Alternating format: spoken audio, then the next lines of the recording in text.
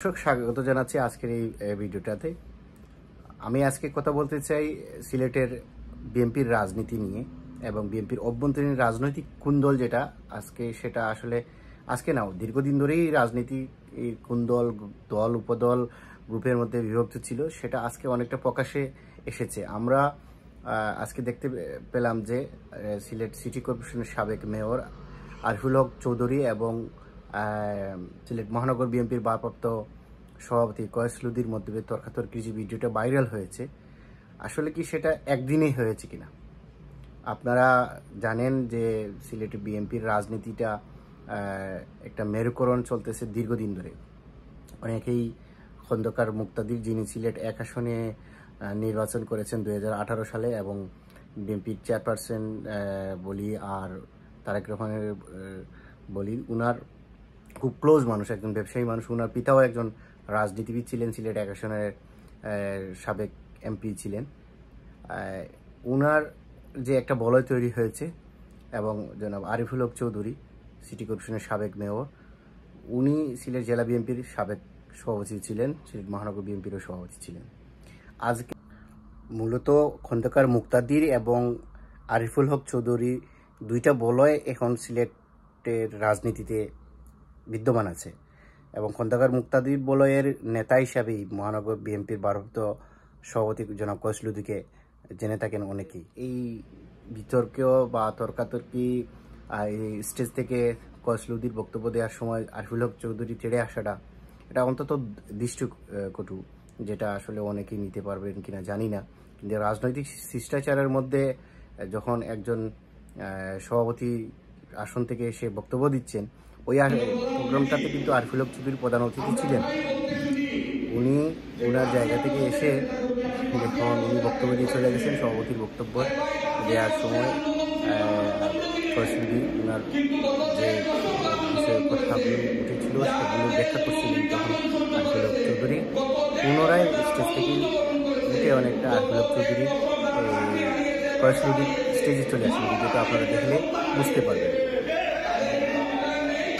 এখন কথা হচ্ছে আরিফুল হক চৌধুরী হঠাৎ করেই কি কয়েসলুদ্দির উপর খেপে গেলেন? আসলে বিষয়টা তা না।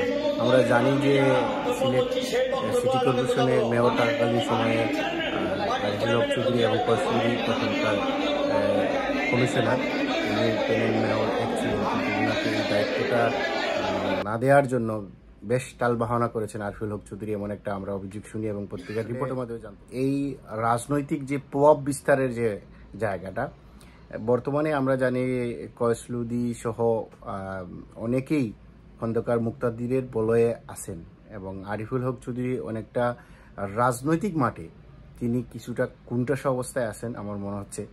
সেই জায়গা থেকে হয়তো উনি ওনার এই নিজের প্রেজেন্স যেটা সেটা দেখাতে চাচ্ছেন কিনা জানি না।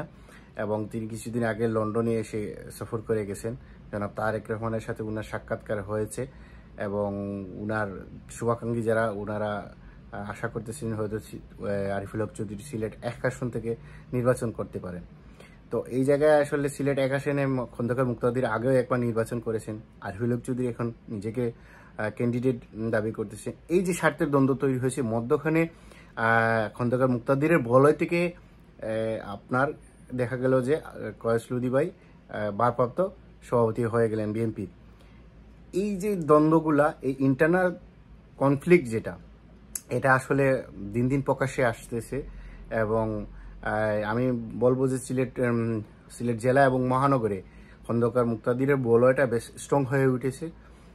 সেদিক থেকে সাইফুর রহমান সাহেবের অনুসারী হিসেবে আমরা জানতাম যে আরিফুল হক চৌধুরী, এখন আরিফুল হক চৌধুরী তার উনার নিজেরই একটা বলয় তৈরি করার চেষ্টা করতেছেন। এই জায়গাটা আসলে রাজনৈতিক যে দাবার চালের যে জায়গাটা আর কি, সেটা বেশ স্পষ্ট। এবং আজকে আরিফুল হক চৌধুরীর যে বক্তব্যটাকে কেন্দ্র করে শুরু হয়েছিল যে 5ই আগস্টে এর আগে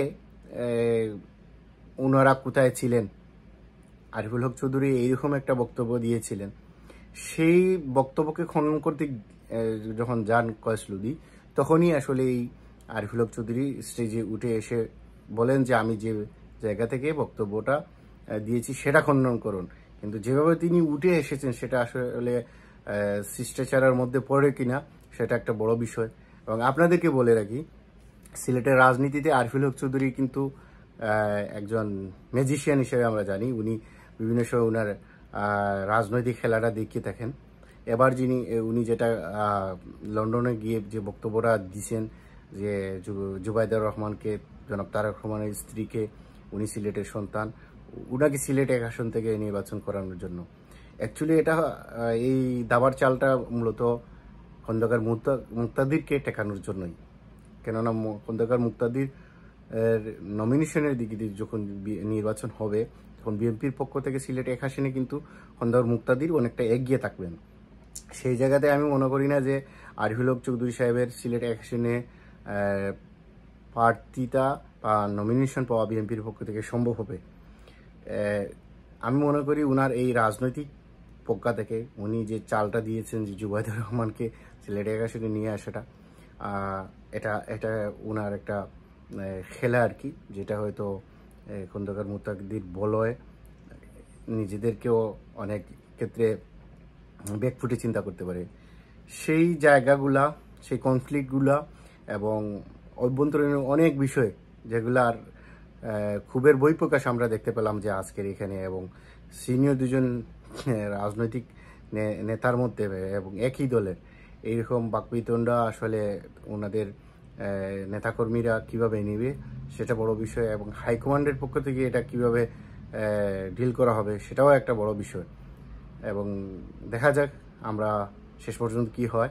সিলেট এক আসনের নির্বাচনকে সামনে রেখে, নমিনেশনকে সামনে রেখে বা প্রার্থীদেরকে সামনে রেখে যে খেলাটা শুরু হয়েছে সেটা কিন্তু আগামীতে আরও জমবে। এবং কয়েসলুদি বাই থেকে শুরু করে যারা খন্দকার মুক্তাদিরপন্থী আছেন, ওনারাও কিন্তু ওনাদের রাজনৈতিক যে কারিশমা আমরা বলি সেটা হয়তো দেখাবেন। যেন আরফিল হক চৌধুরী এসবের জন্য প্রস্তুত হওয়া দরকার।